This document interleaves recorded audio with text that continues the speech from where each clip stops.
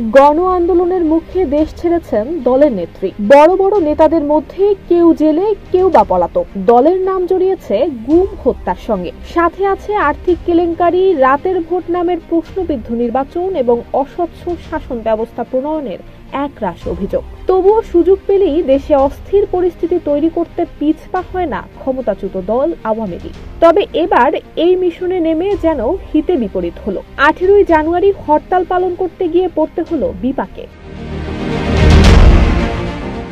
5 আগস্টের পর থেকেই আওয়ামী লীগের কোনো কর্মসূচি থাকলে তা বানচাল করতে হাত ধুয়ে মাঠে নামে আইন শৃঙ্খলা রক্ষাকারী বাহিনী থেকে শুরু করে বিরোধী দলগুলোর কর্মীরা, এমনকি সাধারণ মানুষ। নানান ভাষায় করা হয় কটাক্ষ। কখনো নেত্রী থাকে হিন্দুস্তানে আর কর্মী নাচে গুলিস্তানে, কখনো বা দেখা না দিলে বন্ধু কথা কইও না। সামাজিক যোগাযোগ মাধ্যমে গেলেই দেখা যায় আওয়ামী লীগকে নিয়ে ব্যঙ্গাত্মক এমন সব পোস্ট। এবারও যেন তার ব্যতিক্রম নয়। সম্প্রতি ভাইরাল হওয়া শেখ হাসিনার একটি কল রেকর্ডে হরতাল ডাকার নির্দেশনা দেওয়া হয়, কিন্তু সেই আশার যেন গুড়ে বালি। 18ই জানুয়ারি ময়মনসিংহে আওয়ামী লীগের পক্ষে হরতাল পালনের সন্দেহে 70টি মোটরসাইকেল জব্দ করেছে যৌথ বাহিনী। পরবর্তীতে হরতালের প্রস্তুতির প্রমাণ না মেলায় কাগজপত্র চেক করে কয়েকটি অপরাধে 45টি মোটরসাইকেলের বিরুদ্ধে মামলা দেয়া হয়। এ তথ্য নিশ্চিত করেছেন কোতোয়ালি মডেল থানার ভারপ্রাপ্ত কর্মকর্তা মোহাম্মদ শফিকুল ইসলাম।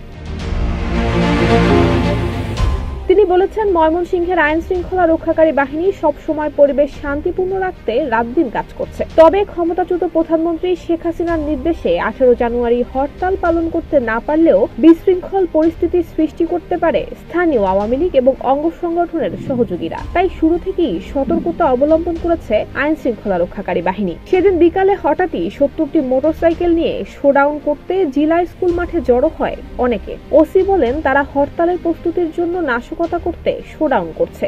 এমন সন্দেহে মোটরসাইকেলগুলো আটকায় যৌথ বাহিনী। পরে হরতালের প্রস্তুতির প্রমাণ না মেলায় গাড়িগুলোর কাগজপত্র চেক করা হয়। এ সময় কাগজপত্র এবং হেলমেট না থাকায় কয়েকটি অপরাধে সবগুলো গাড়ির বিরুদ্ধে মামলা দেয়া হয়। এর মধ্যে 45টি গাড়ির কোনো কাগজপত্র না থাকায় ট্রাফিক বিভাগে রেখে দিয়ে 25টি গাড়ি তাদের মালিকদের হাতে হস্তান্তর করা হয়েছে। মোটরসাইকেল শোডাউন যারা বের করেছিল তারা সবাই বিভিন্ন স্কুল কলেজের বিভিন্ন ব্যাচের সাবেক বর্তমান শিক্ষার্থী বলেও জানা গেছে।